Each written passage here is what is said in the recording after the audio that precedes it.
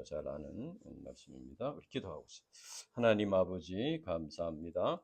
부활절을 맞이해서 또 이렇게 말씀을 예배해 주심을 감사합니다.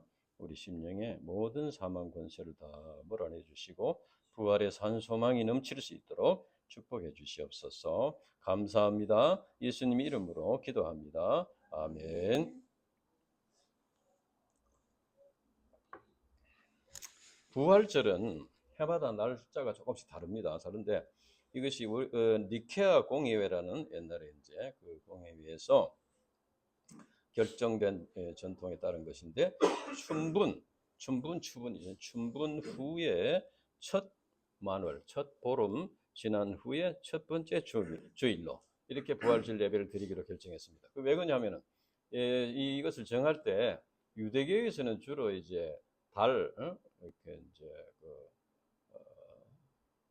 우리로 말하면은 음력으로 이렇게 계산을 하고 또 다른 데서는 또 이렇게 양력으로 해서 자기들 이렇게 해서 날짜가 통일되기가 어려워서 그래서 다 모여가지고 니케아 공의라는 데 모여가지고 의논한 결과 이렇게 결정을 하자. 그래서 같은 날 부활절 예배를 드리자 이렇게 결정이 됐다고 합니다. 뭐 어쨌든 이 부활절은 예수님의 부활 사건에서 시작되었지만은 단순히 예수님의 부활을 기념하는 의미만 있는 것은 아닙니다. 우리가 예수님 만나서 예수님 부활 축하합니다. 이렇게 끝나는 게 아니라 그런 거예요. 이 예수님의 부활은 오늘 지금도 이 부활의 역사가 일어나고 있고 우리 각 심령에, 우리 가정에, 우리 교회에 부활의 역사가 일어나고 있습니다. 그것을 우리가 깨닫고 배워야 되겠다. 예수님의 탄생과 죽으심 그리고 부활과 재림 이것은 기독교 신앙의 내 기둥이라고 할 만큼 중요한 사건입니다. 오늘 본문 말씀은 예수님의 부활이 오늘 우리에게 주는 의미가 무엇인가 이것을 깊이 생각해야 되겠습니다. 예수님은 금요일에 십자가에 죽으시고 안식일 토요일이 되기 전에 그러니까 금요일 날 해지기 전에 급하게 장례를 해야 되기 때문에 그 사람이 죽은 그 시체에 기름을 발라야 되는데 예수님은 너무 급하게 하는 분은 기름을 바를 여유가 없었습니다. 그래서 여자들이 이제 안식일 토요일이 지나고 이제 주일날 새벽에 이제 그 예수님의 몸에 향유를 바르기 위해서 무덤으로 이제 갔다 그렇게 되어 있습니다. 그런데 가면서 마가복음에 보면은 그 무덤 돌문이 너무 무겁기 때문에 누가 옮겨줄 것인가 걱정을 하면서 갔습니다. 누가 옮겨주리요 하고 갔는데 가보니까 이미 문이 열려 있습니다. 문이 열려 있고 그 돌문에 천사가 앉아 있었다.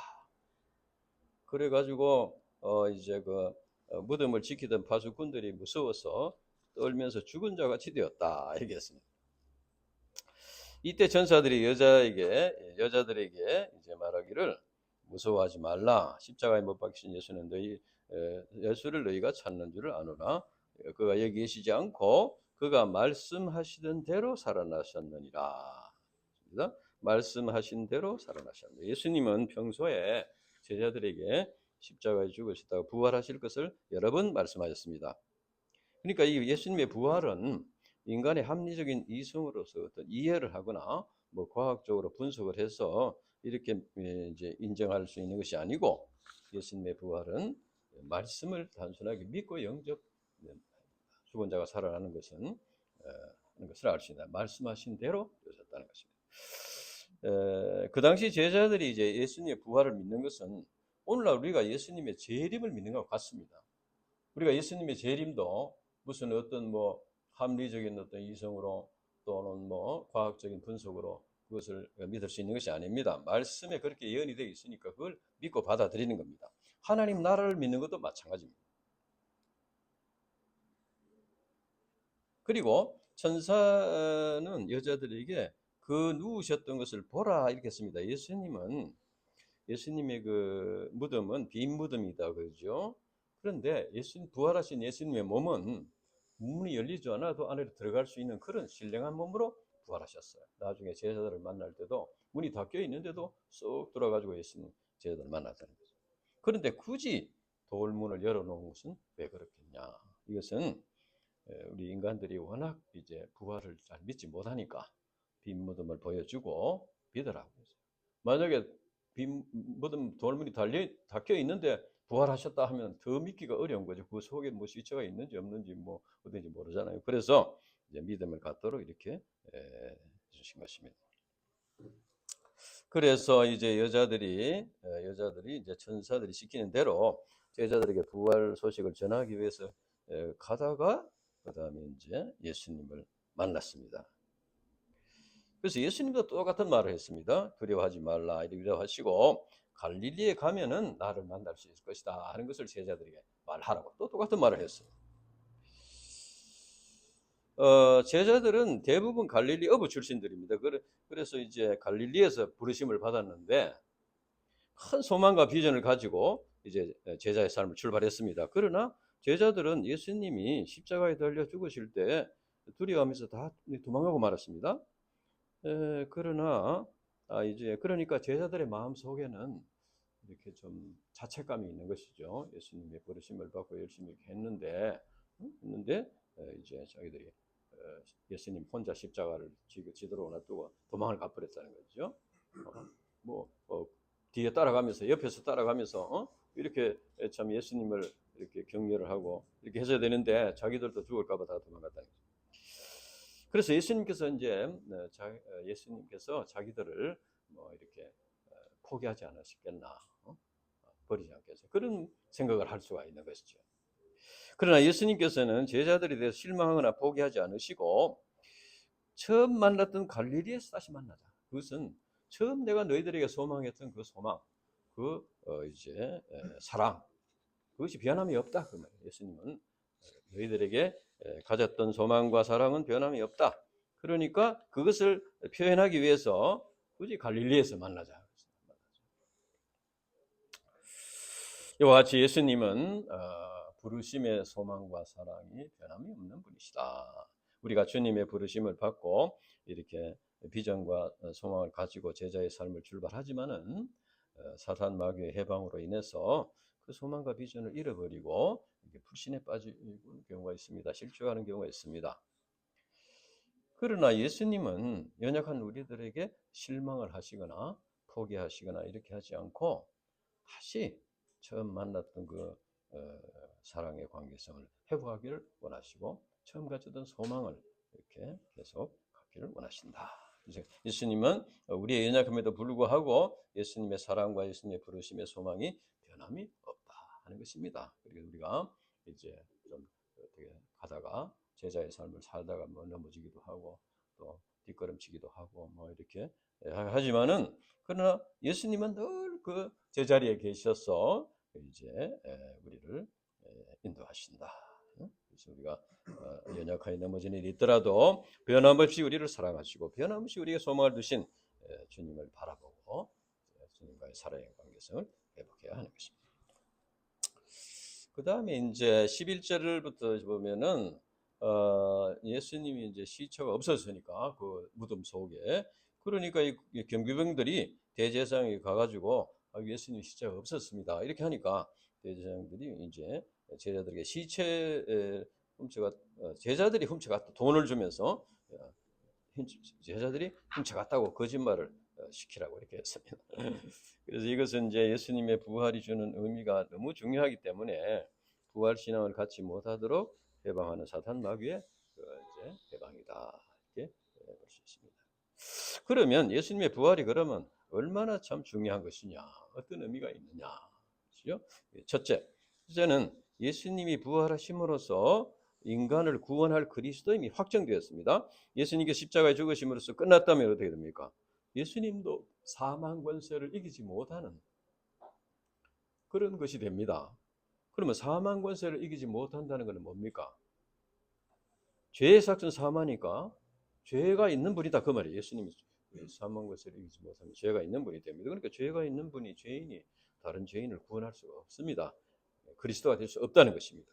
그러나 예수님은 십자가에 죽으셨다가 3일 만에 부활하심으로써 사망 권세를 이기셨습니다. 그러니까 죄가 없는 분이다 하는 것이 입증되었습니다. 그래서 죄가 없으신 예수님이 인간의 죄 문제를 해결해 주시는 그리스도가 되신다는 것입니다. 그래서 우리 인간은 예수님이 자기의 죄를 짊어지고 십자가에 죽으셨음을 이제 믿어야 되고, 그 다음에 그것만으로는 부족하고, 예수님이 죽은 자 가운데서 부활하심으로써 사망 권세를 이기신 분이라는 것도 믿어야 됩니다. 그러니까 예수님이 십자가에 죽으신 것도 믿어야 되고, 사망 권세를 이기신 분이라는 것을 믿어야 됩니다. 그래야지 온전한 그리스도를 믿는 것이 되고, 그래서 우리가 그 예수님을 믿음으로 구원을 받게 된다 하는 것입니다. 둘째는 이제 예수님의 부활은 최후 승리가 하나님의 의에 있다 하는 걸 나타내 줍니다. 예수님 당시의 종교 지도자들은 타락해서 백성들의 목자가 되지 못했습니다. 정치 지도자들도 음란하고 강압적으로 이렇게 백성을 다스리게 해서 백성들의 고통을 주었습니다. 이런 가운데 세례 요한이 회개 세례를 전파했습니다. 그래서 사람들은 참 어떤 메시아가 아닌가 이렇게 기대를 가졌는데, 그 세례 요한도 헤롯에게 잡혀서 참수용을 당하고 말았습니다. 그 후에 이제 예수님이 이제 오셨는데, 예수님이 와서 천국 복음을 전파하니까 또 사람들이 막 이렇게 몰려왔습니다. 근데 그 예수님마저도 또 처참하게 십자가에 못 박혀 죽었어요. 이러한 그 시대 상황을 볼 때, 사람들이 볼 때 정의가 무엇인가, 진리가 무엇인가, 그러니까 불의와 거짓이 승리하는 그런 상황이었습니다. 그러나 예수님이 3일 만에 부활하심으로써 어떻게 됐습니까? 정의가 승리한다, 진리가 승리한다 하는 것을 나타내 보여줬다는 것입니다. 사탄 마귀를 예수님의 하나님의 의가 사탄 마귀의 권세를 이기고 죄의 권세를 이긴다는 것을 보여줬다는 겁니다. 그래서 이제 이 세상은 사탄 마귀가 지금 지배하고 있기 때문에 엎치락뒤치락하고 막 이렇게 진리가 패배하는 것이 보이고 이렇게 하지만, 결국 이제 하나님의 의가 승리한다. 악이 승리하는 것이 보이지만 결국은 이제 진리가 승리한다는 것입니다. 그래서 우리도 마찬가지로, 우리도 이제 이 세상에 사는 날 동안에 이 세상은 사탄 마귀가 지배하고 있기 때문에 우리가 믿음으로 이렇게 살지만은, 믿음의 삶의 의미가 무엇인가 이런 것을 의심할 정도로 참 어려운 일을 만날 수가 있습니다. 그래서 믿음으로 사는 것이 참 어리석고 미련한 것이 아닌가. 이기적인 욕심을 따라서 사는 자들이 잘 되는 것 같고 지혜로운 것 같고 이렇게 보이는 경우도 있습니다. 그러니까 우리가 이제 또 이제 믿음으로 살기 전에 우리 자신이 연약하기 때문에 넘어지는 경우도 있고, 또 인생 문제로 고통당하는 양들에게 복음 진리를 전하고자 하지만은 쉽게 되지지 않습니다. 복음을 쉽게 응정하지 않고, 그래서 그러면 복음의 능력이 무엇인가? 이런 이제 의심이 드는 경우도 있습니다. 그러나 부활하신 예수님을 믿는 우리 신자들에게는 최후 승리가 보장되어 있다. 중간 과정은 막 사탄 마귀와의 싸움을 싸우는 가운데 엎치락뒤치락하고 또 이렇게 참 힘든 경우도 있지만 결국은 승리한다. 왜? 예수님께서 부활하셨기 때문에. 그것이 우리에게 입증해 주는 것이 되는 것입니다. 그래서 우리가 이 사단 마귀와 영적인 싸움에서 다소 힘든 점이 있더라도 불신에 빠지지 말고, 두려워하지 말고, 염려하지 말고 예수님을 바라보면서 도전하고 또 도전하고 try again 이렇게 하면은 결국은 승리한다. 믿음을 가져야 되겠습니다. 셋째는 예수님의 부활은 신자들에게 하나님의 나라에 대한 소망을 갖게 해줍니다. 그 당시 유대인들은 메시아가 와서 이스라엘을 회복할 것이라는 기대를 가지고 있었습니다. 제자들도 처음에는 메시아 왕국이 건설될 것을 이렇게 기대하고 서로 이제 누가 크냐, 누가 높은 자리에 앉을 것이냐 이런 생각을 했습니다. 이처럼 이제 제자들은 이 땅의 소망을 두고 예수님을 따르면서 이렇게 하다가 예수님의 책망을 듣게 되었습니다. 그런데 예수님이 십자가에서 너무나 비참하게 죽음으로써 제자들의 소망이 다 무너지고 말았습니다. 그러나 예수님께서는 이미 제자들에게 말씀을 하셨습니다. 요한복음 14장 한번 읽어보겠습니다. 요한복음 14장 2절에서 3절 2절에서 3절.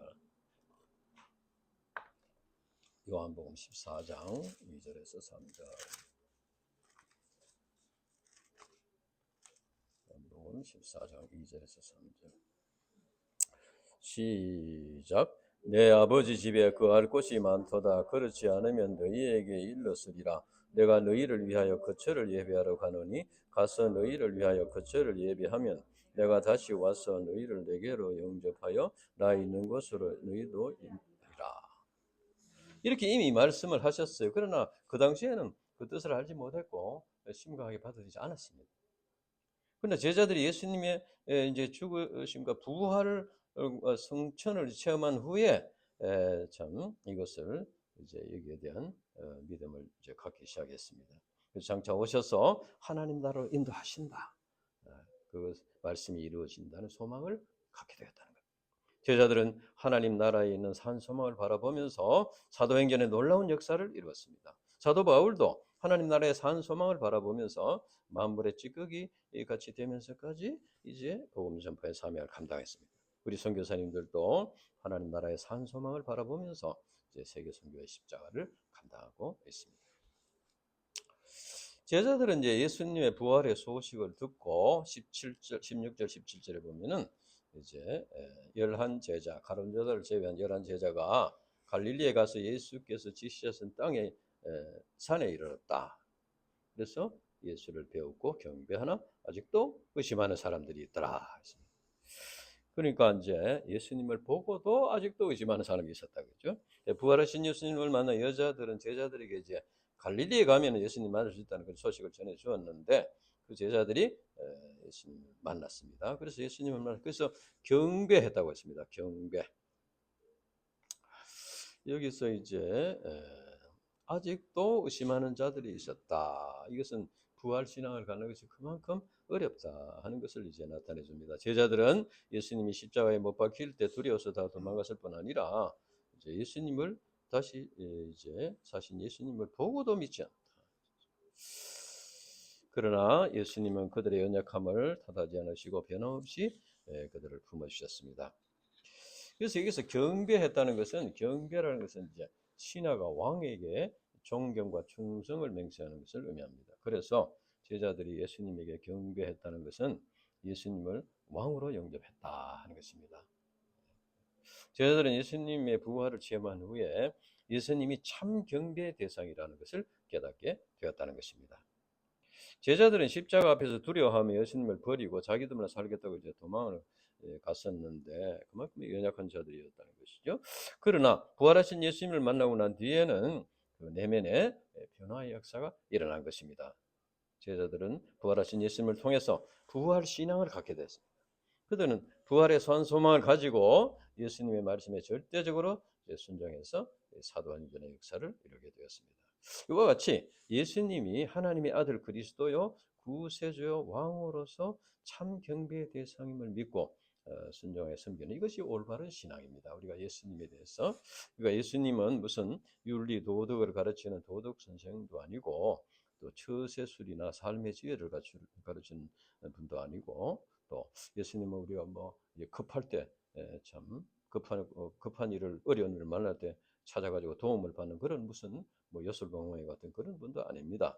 예수님은 하나님의 아들 그리스도시요 우리 인생들의 진정한 주인이십니다. 왕이십니다. 그래서 경배의 대상이다. 그러니까 우리가 살아가면서 무엇을 지금 경배하고 있나? 예수님은 우리의 경배를 받으시는 분이시다. 그러면 부활하신 예수님은 제자들에게 자신을 어떤 분으로 선포하였나? 18절 같이 읽겠습니다. 18절 시작. 예수께서 나와 말씀하여 이르시되 하늘과 땅의 모든 권세를 내게 주셨으니 하늘과 땅의 모든 권세를 주셨다. 하나님께서 부활하신 예수님에게 하늘과 땅의 모든 권세를 주셨다는 것입니다. 그러면 이 하늘과 땅의 모든 권세는 어떤 권세를 말하나? 첫째, 예수님께서는 세상을 심판하는 권세를 주셨습니다. 심판. 인간에게 죽음이 끝난 것이 아니고 죽음 후에는 반드시 심판이 있다고 했습니다. 심판. 하늘과 땅의 모든 권세를 가지신 예수님은 장차 심판장으로 오신다. 그래서 이 세상을 심판하시고 모든 원수 마귀들을 멸하신다는 것입니다. 이것은 우리 신자들에게 참 소망을 주는 것입니다. 왜냐하면 우리 신자들은 지금 이 세상에 사탄 마귀가 지배하는 세상에 살면서 여러 가지 억울한 일도 당하고 무시를 당하고 박해를 받고 오해를 당하고 이렇게 하면서 지금 살고 있습니다. 그러나 주님께서 반드시 오셔서 그 사단 마귀의 세력을 멸하신다는 겁니다. 우리의 원수를 갚아주신다는 겁니다. 심판하신다는 겁니다. 그래서 우리는 이제 슬퍼하거나 두려워하거나 이렇게 불신에 빠지거나 이렇게 하지 말고 다시 오셔서 이것을 바로잡아 주실 주님을 바라보면서 사탄 마귀와 싸웠어. 우리가 이제 사탄 마귀에 비해서는 우리가 힘이 약하기 때문에 그렇게 사탄 마귀에 지는 경우가 많잖아요. 그래서 그래가지고 자꾸 이제 참 어려움을 당하는 경우가 있는데, 그러나 그런 가운데서도 또 일어나서 싸우고 또 일어나서 싸우고 해서 이제 그렇게 감당할 때 주님께서 반드시 오셔서 그 원수들을 다 멸하시고 이것을 바로잡아 주신다. 그런 믿음을 이제 가져야 되는 것입니다. 그 다음에 첫째는 이제 심판의 권세고, 둘째는 예수님께서 우리 인간을 구원하는 권세가 있습니다. 구원. 그러니까 죄는 이제 단순한 어떤 현상이 아니고 하나의 세력이고 힘이고 권세입니다. 그래서 우리가 죄에 빠지지 않기 위해서 애를 써보면은 알 수 있습니다. 왜냐하면 죄의 그 세력이 아주 너무 강하고 사탄 마귀가 너무 강교하게 이렇게 하기 때문에 우리가 이기기 힘든 경우가 있다는 겁니다. 그래서 우리가 이제 어떤 작정을 하고 결단을 하고 소감을 발표하고 이렇게 하더라도 이제 그 사단 마귀의 권세에 또 이렇게 눌려서 속아서 또 넘어지고 이런 경우가 있다는 것입니다. 그래서 이제 그런데 이제 우리 다른 우리 믿음으로 살고자 하는 사람도 그런데 믿지 않는 사람들은 또 죄의 그 고통 속에서 같은 문제로 반복해서 이렇게 넘어지는 경우도 있습니다. 그래서 우리가 찬송가 544장에 보면은 이제 울어도 못하네, 힘써도 못하네, 참아도 이 말씀이 있습니다. 그렇습니다. 이것은 죄의 세력, 사단 마귀의 세력 그만큼 강하다는 겁니다. 그래서 이렇게 말씀을 듣고 은혜를 받고 이제 힘을 얻으면은 참 그렇게 결단했다가도 또 이렇게 참 넘어지고 이렇게 한 거가 있습니다. 그래서 죄의 세력, 사탄 마귀의 권세보다 더 큰 권세를 가진 분이라야 우리 인간들을 구원할 수 있습니다. 우리 힘으로는 우리가 스스로 자기를 구원할 수 없습니다. 사탄 마귀의 권세, 죄의 권세보다 더 큰 권세를 가지신 분이 우리를 구원해 줘야만 우리가 구원받을 수 있다. 노예가 자기 스스로 노예 값을 지불하고 풀려날 수 없습니다. 돈이 많은 분이 와서 그 노예 값을 지불해주고 노예를 사서 풀어주면 구원을 받을 수 될 수 있는 것입니다. 그래서 로마서 1장 16절에는 내가 복음을 부끄러워하지 아니하노니 이 복음은 모든 믿는 자에게 구원을 주시는 하나님의 능력이 됨이라. 먼저는 유대인에게요 헬라인에게로다. 복음은 하나님의 능력이라고 했습니다. 고린도전서 1장 18절 십자가의 도가 멸망하는 자들에게는 미련한 것이요 구원을 받는 우리에게는 하나님의 능력이라고 했습니다. 그러니까 이 능력, 죄의 권세, 사단 마귀의 권세를 이길 수 있는 능력을 주님께서 가지셨기 때문에 우리를 구원하실 수가 있다. 그래서 우리는 예수님을 믿고 지어야 된다는 것입니다. 셋째는 예수님에게는 하늘과 땅을 다스리는 권세가 있습니다. 우리 인간은 하나님의 피조물로서 하나님을 주인으로 모시고 하나님의 다스림을 받고 하나님의 보호를 받고 이렇게 살아가야 할 존재인데, 아담이 타락한 이후에 그만 사탄 마귀가 주인이 되었습니다. 사탄 마귀가 주인이 되었습니다. 그래서 사탄 마귀의 다스림을 받게 됐습니다. 우리 인간은 하나님을 주인으로 모시고 살든지 사단 마귀를 주인으로 모시고 살든지 그렇게 합니다. 그러나 사람들은 그렇게 생각하지 않죠. 자기는 뭐 하나님의 다스림을 받지 않지만 사단 마귀의 다스림도 받지 않는 나는 중립이다.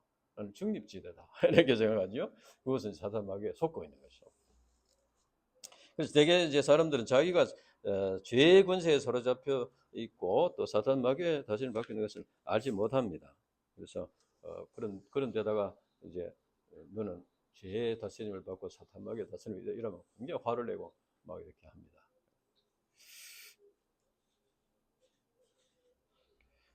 그러니까 자기가 자기의 주인이다. 나는 내가 주인이다. 이렇게 생각하는 것이죠. 그러니까 사탄 마귀가 그 속에 숨어가지고 그렇게 부추기는. 네가 주인이다. 왜 하나님께 그렇게 걱정하고 뭐 진정하고 그렇게 십자가를 지고 해야 되냐? 네가 주인이 돼서 네 마음대로 살아라. 그렇게 하는 것이 그 사탄 마귀가 그렇게 하는 거예요. 그리고 결국은 사탄 마귀가 주인이 되는 것이죠.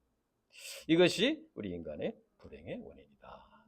사탄 마귀는 속이는 자다, 거짓말하는 자다. 그러나 예수님께 십자가에 죽으셨다 부활하심으로써 사탄 마귀의 권세를 이기고 이 세상을 다스리는 권세를 회복하게 되었습니다. 그래서 우리 인간이 예수님을 믿고 구원을 받으면은 주인이 바뀌게 돼요. 원래 주인으로 돌아가는 것이죠. 하나님께서 주인이었는데 사탄 마귀에 속아서 사탄 마귀가 주인이 되어 살다가 예수님을 믿고 구원받으면 원래 주인인 하나님이 마귀로 돌아가서 하나님 주인이 되신다. 그런 말이죠. 그러니까 하나님이 주인이 되시고 하나님의 다스림을 받고 하나님의 보호를 받을 때 가장 안전한 삶을 살 수 있다는 거예요. 사탄 마귀는 우리를 가장 좋은 길로 인도하는 것 같지만은 속임수다. 그래서 우리가 이제 예수님을 이렇게 주인으로 모시게 되면은 우리를 하나님 나라로 인도하십니다. 그리고 우리 신자들은 이제 이 세상에 사는 날 동안에도 어떻게 됩니까? 하나님 나라의 행복을 맛보면서 살게 된다.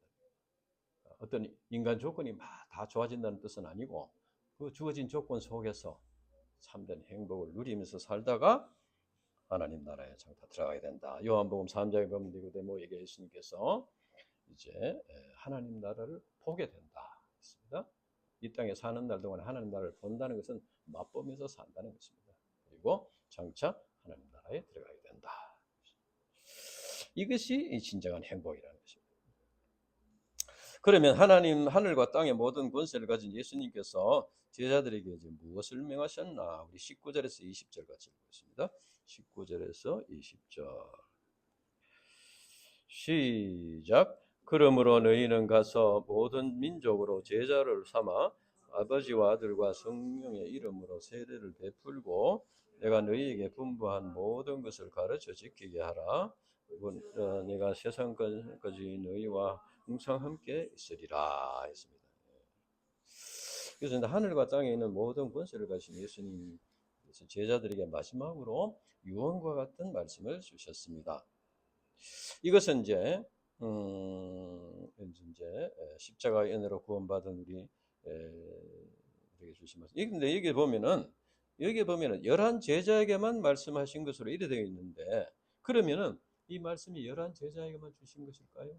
만약에 이 말씀을 11 제자에게만 주셨다면 어떻게 되겠습니까? 11 제자만 열심히 전하다가 끝나버렸으면은 오늘날 어떻게 했습니까? 우리가 구원받을 수 있겠습니까? 11 제자뿐 아니고 11 제자뿐 아니고 그 뒤에도 많은 제자들이 또 그 진리를 영접하고 순종해서 전하고 또 그 다음 또 전하고 했기 때문에 오늘 우리들에게까지 복음이 이렇게 전해진 게 있습니다. 그렇기 때문에 이것은 구원받은 모든 신자들에게 주신 하나님의 절대적인 명령이다. 그렇게 받아들여야 되는 것입니다. 그리고 이제 여기서 보면은 너희는 가서 모든 민족으로 제자를 삼아 아버지와 아들과 성령의 이름으로 세례를 베풀고 내가 너희에게 분부한 모든 가르쳐 지키라. 이 말씀의 가장 중심되는 문장은 제자를 삼아입니다. 제자를 삼아라. 이것이 가장 제자를 삼는다는 것이 뭡니까? 이것은 단순히 이제 전도를 하라는 말, 전도를 몰라 해야 되지만 전도를 하는 말보다는 인격적인 신앙 교육을 통해서 이제 복음 진리를 깊이 깨닫고 그것을 또 이제 전파하는 청지기로 세우라는 것입니다. 복음의 청지기로 세우라. 예? 다른 사람에게 복음을 전파할 수 있는 목자로 세우라는 겁니다. 지난번에 우리가 전에 우리 공부했죠. 디모데후서 2장 2절에 또 내가 많은 정인 앞에서 내게 들은 바를 충성된 사람들에게 부탁하라. 그들이 또 다른 사람을 가르칠 수 있으리라. 그러니까 이제 그런 이제 다른 사람에게 전도를 할 수 있어야 됩니다. 근데 이제 일반 교회에 다니는 사람 중에 뭐 전도한 사람도 있지만은 전도에 대해서 별 관심이 없는 사람도 있잖아요. 근데 그거는 그것이 그들이 잘못된 것이지, 예? 그지? 뭐 이렇게 예수 믿고 구원받으면 뭐 다 전도를 해야 되나 이렇게 말하는 사람인데 그거는 성경을 잘 모르는 사람이 아닙니다. 그래서 우리가 이제 예수 믿고 구원받았으면 그 은혜가 너무 감사하고 너무 이렇게 크기 때문에 그것을 우리가 전파하고 이렇게 해서 구원의 역사를 이루어야 된다는 겁니다. 그러면 제자들이 모든 민족으로 제자를 삼기 위해서 구체적으로 해야 될 일이 무엇인가? 그냥 가만히 있어가지고 되지 않는데 무엇인가? 세 가지로 우리가 여기 본문에서 첫째는 가라. 그러므로 너희는 가야 복음을 전할 수가 있다는 겁니다. 그래서 이제 가라. 이 명령은 사도행전에도 보면은 예루살렘과 온 유대와 사마리아와 땅 끝까지 이르러 이렇게 가라고 했습니다.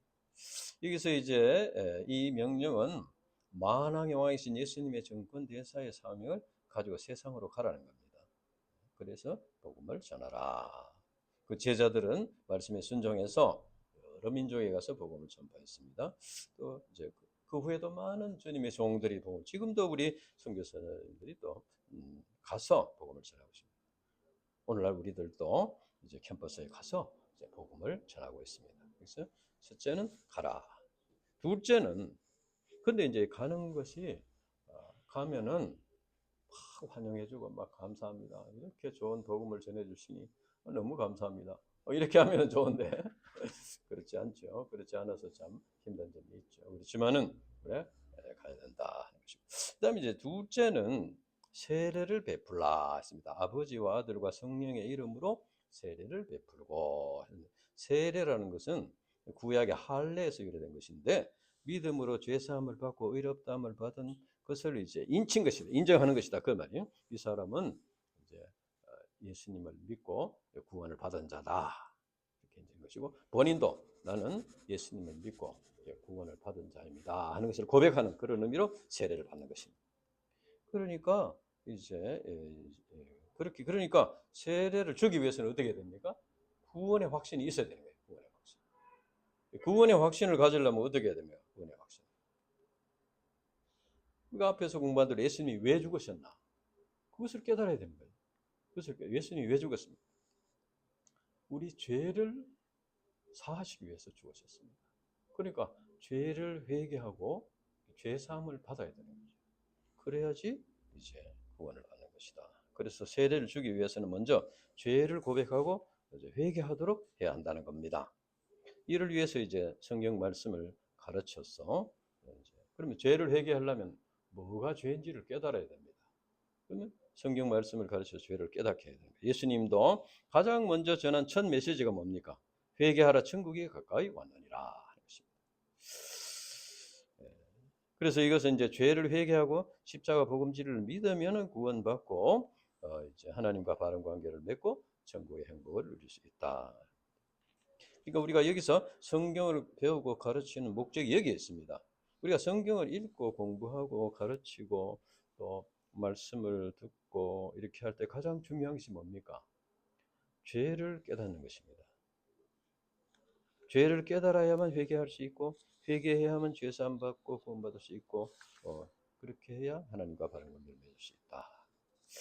그러나 이제 우리가 죄를 깨닫는 것은 그렇게 즐거운 일이 아닙니다. 굉장히 부담스러운 일이죠.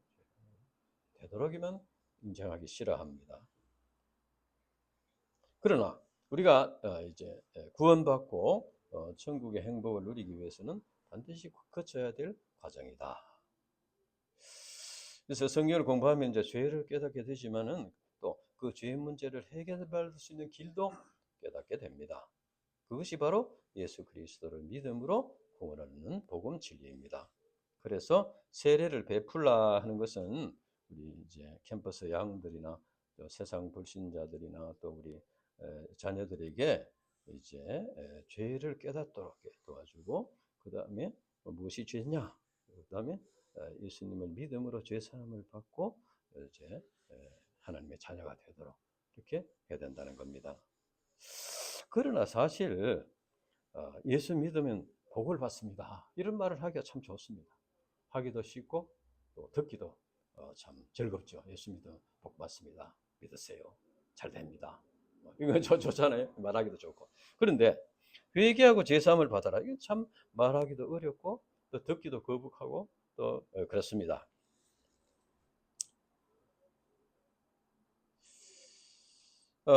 그렇지만 그러나 이제 자기가 죄인인 것을 인정하기 싫어하고 또 죄가 드러나는 것을 싫어해서 그래서 이제 그 말씀을 들어도 이제 자기에게 적용해야 돼야 될 말씀, 자기 죄를 회개해야 될 말씀은 이제 건너뛰어 버리고 이렇게 한 경우가 있습니다. 그러나 그렇게 하면은 늘 제자리에 박는데 언젠가는 그 죄 문제가 해결이 돼야 이렇게 다음 달에 올라갈 수 있지. 그거 넘어가면은 늘 그 제자리에 있을 수밖에 없습니다. 그래서 뭐 횟수만 자꾸 올라갈 뿐이지.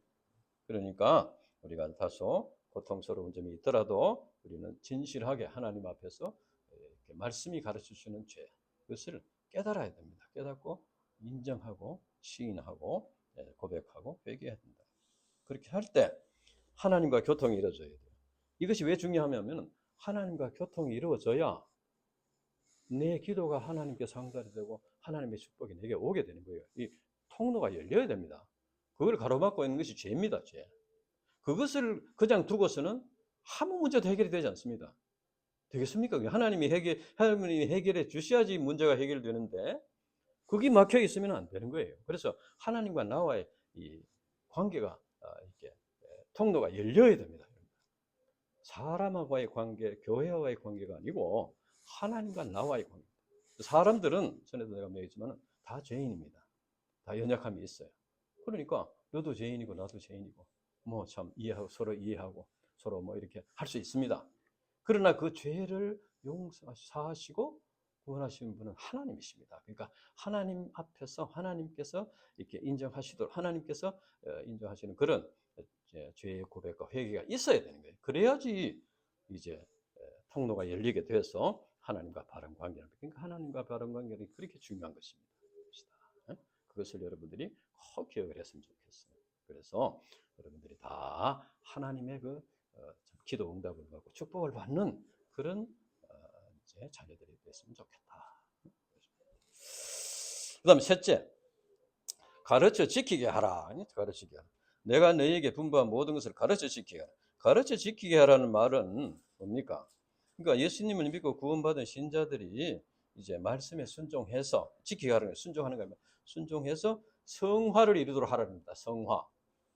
성화를 이루도록. 그러니까 우리가 이제 예수님을 믿고 구원을 받으면 법적으로는 이제 하나님의 자녀가 되었는데 아직도 뭐 여러 가지 이제 생활은 완전히 이제 하나님의 자녀, 하나님 나라의 백성답게 이렇게 될 수가 없는 것이죠. 그러니까 미국에 이제 이민을 간 사람들이 늘 하는 얘기가 그겁니다. 예? 자기가 미국 가서 미국 시민권을 받지만은 미국 사람이 되기는 참 어려워요. 그 여러 가지 관습이 다르고 또 서로 이렇게 다르기 때문에 그렇게 되기까지 많은 시간이 걸린다는 거예요. 마찬가지입니다. 우리가 예수님을 믿으면 예수님의 십자가의 공을 믿고 나는 이런 죄인입니다. 나는 참 이렇게 죄인입니다. 예수님의 십자가의 권위를 믿습니다. 하면 그럼 법적으로는 이제 하나님 자녀가 되는 거예요. 그럼 그거로 끝이 아닙니다. 그런데 사는 것은 또 옛날 안 믿지 않을 때 생활이 그대로 이렇게 나타나고 이렇게 되는 거예요. 그것을 이제 경건에 이르기를 연습하라.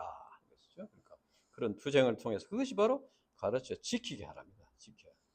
적용해라는 것이 자기 생활에 적용해서 지켜라. 그러니까 신앙생활은 성경 지식에 그치지 않고 그 삶의 열매를 통해서 나타나야 한다는 겁니다. 그래서 이제 말씀의 열매를 나타내면 참 감사하지만은 불신의 열매가 만약 나타난다면은 그것을 이렇게 시인하고 회개해야 이제 성장하고 성화를 이룰 수가 있다. 그러나 이제 말씀에 순종하여 열매는 것처럼 쉽지 않습니다. 이제 어려움이 있습니다. 그래서 이제 우리가 말씀에 순종하려고 애를 써보면은 죄의 권세가 얼마나 큰가를 절감하게 되고 그 죄를 위해서 구원해 주신 주님의 사랑이 얼마나 큰가를 절감하게 되고 우리 자신이 얼마나 연약한 자인가 하는 걸 이걸 시인하게 됩니다. 그러니까 어떻게 됩니까? 다른 사람 좀 잘못한 거 봐도 내 애가 연약함을 깊이 깨달은 사람은 다른 사람 잘 비판하지 않습니다. 자기가 더 큰데 남을 향하지 않죠. 그래서 그리고 또 우리가 양들이나 자녀들을 이렇게 아직 부족한 것을 봐도 그들을 위해서 간절히 기도하고 성령의 도우심을 구해서 이제 회개하고 이렇게 깨닫도록 이렇게 도와줄 수가 있는 것입니다. 그리고 우리가 이제 말씀의 순종과 열매를 맺어서 순종하게 되면은 이제 조금씩이라도 변화를 체험하게 됩니다. 그래야지 이제 계속 신앙생활을 할 수 있어요. 변화를 체험해야 돼. 1년이 지나고 2년이 지나고 5년이 지나고 10년이 지났는데 아무 체험이 없고 그렇다면 신앙생활을 자체가 굉장히 지루하게 됩니다. 그건 뭐 누구 사람에게 보이고 안 보이고 하는 그건 뭐 중요한 게 아니고 내 마음속에 참 그런 신앙생활에 따른 기쁨을 누려야 됩니다. 그러니까 전에는 돌아보면 전에는 참 너무나 이랬었는데 이제 이렇게 참 깨달았구나. 이런 진리가 있었구나. 그것을 그래서 신앙생활하는 기쁨이거든요. 그래서 인생관 가치관이 변화되고 이제는 인간 중심, 사람 중심의 삶에서 벗어나서 하나님 중심의 삶을 살게 되고 이 세상 중심의 삶을 벗어나서 하나님 나라 중심으로 살고 이렇게 이제 발전이 되고 변화가 되고 거기에 우리가 참된 행복이 있다. 것입니다. 우리 인간에게서 참된 행복은 have 동사에 있는 것이 아니고 비동사에 있다. 창세기가 가르쳐주는 아주 중요한 진리입니다. have 동사에 있는 것이 아니고 비동사에 있다. 그러니까 얼마나 무엇을 많이 가졌느냐 하는 데 있는 것이 아니고 어떤 존재가 되느냐, 어떤 사람이 어떤 그것이 중요하다. 그래서 우리가 이제 이제 좋은 직장을 얻고 좋은 또 결혼을 하고 가정을 이루고 채무를 얻고 좋은 집을 소유하고 그러면 행복하냐? 그것은 이제 다른 사람이 볼 때는 행복하겠다 생각하지만은 그것으로 사람이 참된 행복을 누리지 못한다는 것을 우리 스스로 잘 알 수 있습니다. 우리 인간의 우리 창조주이시고 주권자이시고 아버지이시고 목자이신 하나님과 바른 관계를 맺는 어디에 내가 어떤 존재가 되느냐? 하나님을 나의 창조주이시고 주권자이시고 아버지이시고 목자로 이렇게 영접하고 나는 그러면 어떻게 됩니까? 나는 하나님의 피조물이고 하나님의 자녀고 하나님의 양이고 하나님 나라의 백성이고 이런 위치가 될 때 그럴 때 참된 행복을 얻을 수 있다. 이것을 가르쳐 주는 것입니다. 그래서 우리가 말씀을 배우고 가르치고 또 지키는 이것이 그만큼 중요하다 하는 것입니다. 그러면 연약한 제자들이 어떻게 모든 족속으로 제자를 삼는 사명을 감당할 수 있나? 28절 마지막에는 볼지어다 내가 세상 끝날까지 너희와 항상 함께 있으리라 했습니다. 주님께서 항상 함께 있습니다. 사도행전 1.87에도 성령이 너희에게 임하시며 성령을 통해서 우리와 함께 하십니다. 그러니까 주님께서 우리의 연약함을 잘 아십니다. 아시고 우리가 함께 하신다는 약속의 말씀을 주셨습니다. 제자들이 이제 부족한 자였지만은 하늘과 땅의 권세를 가지신 예수님께서 성령을 통해서 함께 하셨기 때문에 모든 민족으로 제자를 삼는 일을 할 수 있었다 하는 것입니다. 그러니까 주님께서는 사명만 주시고 그냥 이게 내버려 두신 게 아니고 성령을 통해서 함께 하셔서 도와주신다. 그래서 예수님의 부활로 끝나는 것이 아니고 오늘날 우리들도 이제 이 부활의 산소망을 가져야 된다는 것입니다. 그러니까 물론 종말에 주님이 재림하실 때 우리가 다 죽었는데 살아난다는 것은 우리가 믿습니다. 그뿐 아니고 지금도 이 세상을 살아가는 동안에도 부활의 역사가 이제 일어난다는 것이죠. 우리가 예수님의 부활을 믿고 부활 신앙을 가질 때 우리 개인이 살아나고 우리 가정이 살아나고 우리 자녀들이 살아나고 양들이 살아나고 동역자들이 살아나고 우리 대구 UBF와 교회가 살아나는 이런 역사가 일어나게 될 것을 믿습니다. 아멘. 그래서 우리가 이제 이 사단 마귀에 속지 말고 현실만 바라보지 말고 또 사람을 의지하지 말고 이제는 살아계신 주님, 부활하신 주님을 의지해서 또 성령을 의지해서 이렇게 말씀에 순종하는 삶을 살 때 하나님의 뜻을 이루시고 또 승리를 주신다. 그것을 믿어야 되겠습니다. 기도하고 마치겠습니다. 하나님 아버지 감사합니다. 오늘 부활절을 맞이해서 우리 각 심령에 또 우리 각 가정에 우리 양들과 자녀들의 심령 속에 우리 동역자들의 심령 속에 또 우리 교회 안에 부활의 역사가 일어날 수 있도록 축복해 주시옵소서. 성령께서 우리를 긍휼히 여기시고 불쌍히 여겨 주시옵소서. 감사합니다. 예수님 이름으로 기도합니다. 아멘. 찬송가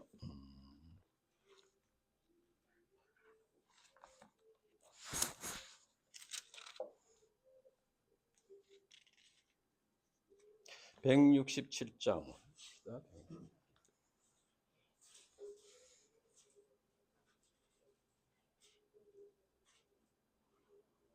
즐겁도다 이날 세세에 할 말 사망 권세 깨고 하늘이 열려 죽은 자가